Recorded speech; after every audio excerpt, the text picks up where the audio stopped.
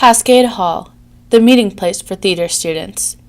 This building, while it looks old from the outside, is nothing compared to what waits within. This building was built eons ago, and it was condemned. They were shutting it down. They were going to tear it down because it wasn't suitable living.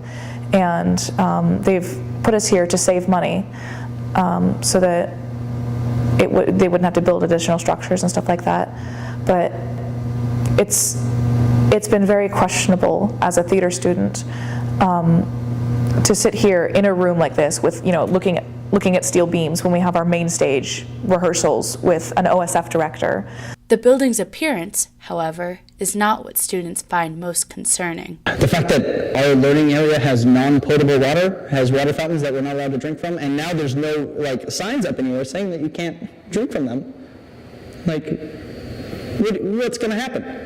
In 103, the little bumper sticker signs that say non-potable water under the sink, underneath it. That's the only way you can see it. That's ridiculous. Accountability.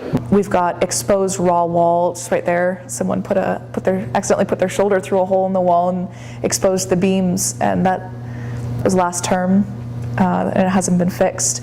Down on the other side of the building, there's huge chunks of just exposed wall building. That's just how we live now. We frequently have to move outside of this classroom because of the temperature of the room. Because this part is literally a greenhouse, and so it works like a greenhouse should. And so at the beginning of fall term or the end of spring term, it traps a lot of heat in here. And then also, apparently the heating vents only have two options of either putting out hot or cold, and it's not you can't set it to 72 degrees or anything. It's just, or at least it seems to be that it's only those two options, because either it's freezing cold in here or burning hot. One of the wings of Cascade was closed down as a dormitory because it was uninhabitable for students because of mold. And down in the basement, my friend took a picture of just full fungus mushrooms growing in the gym that athletics is using. And if that side of the building was condemned for having fungus and mold, and then we're finding it on the other side, where else is it growing? The building is affecting both the students' health and their well-being. There's been a huge increase in respiratory illnesses in the theater department recently, and one of my classmates has had bronchitis for the last 6 weeks. And she went in to see her doctor about it, and she told the doctor about the conditions. He's like, I'm absolutely sure that this is what it's from.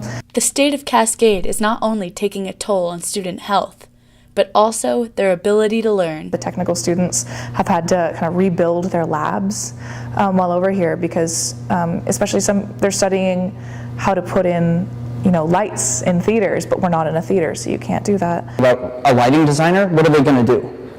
They're going to learn how to light up a room, a classroom? That's not very helpful.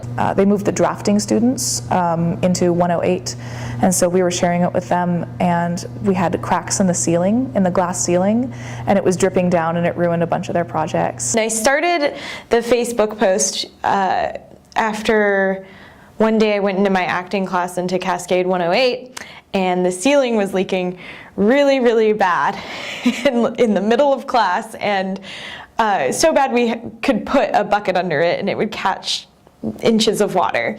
So I took a video of it, I took a few pictures, and I thought, this is something I can talk about. This is something that really shouldn't be happening in our education environment. As Matthew's video gained awareness on Facebook, Southern Oregon University maintenance faculty finally acknowledged the situation.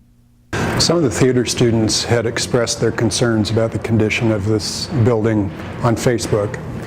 And after there were maybe 3 or 4 comments, we realized that there was maybe something that needed to be looked into. Part of our challenge with this building is we want to make sure that it's safe and healthy for the students to use. At the same point, we don't want to put too much money into it because we're going to tear it down. We all want the facility here to be safe. We want it to be as comfortable as possible, recognizing that this building is scheduled to be torn down at some point in the not too distant future. Construction of the building is finally underway after a 1.5 years of delay. The contractors just started last week. and they've started demoing the inside of the building. We'd actually done abatement last fall. We were hoping to start last fall, but unfortunately the project was well over budget, and we had to redo some. We terminated a contractor. We hired a new local contractor. They rebid the project, and then they've come back with a price that falls within our budget, which was a little over $10 million. Prior to that, we were well over $12 to $13 million. We couldn't afford it, so we had to kind of had to start over, not from the beginning, but at least from the 5 steps. We were probably at step 2 or 3 where we had to go back and start over. As theater students, we pay an extra $10 per credit hour for the theater building. And now that supposedly goes towards the theater building renovations, but that means 2 to 3 years worth of students have been paying $10 a credit hour for a building they'll never see. There was no mention to me or anyone else who I have talked to who has said that anyone had informed them that we were not going to be in the theater building when they were applying here.